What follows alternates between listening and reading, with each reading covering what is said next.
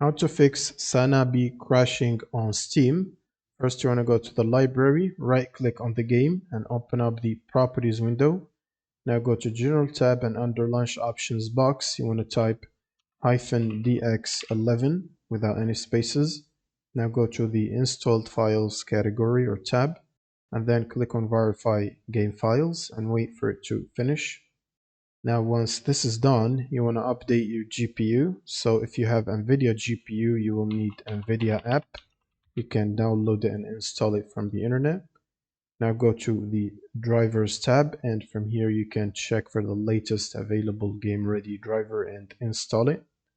And then you'll need to open up a new browser tab and search for Redist. Click on the first link and then scroll down to the second table. Now make sure to download and install the 86 version and the 64 version of redistributables and install them on your system. And once you're done, you will need to reboot your PC. So you can simply click on the power button and then reboot. And next, before launching the game, you will need to right click on Steam and run it as admin.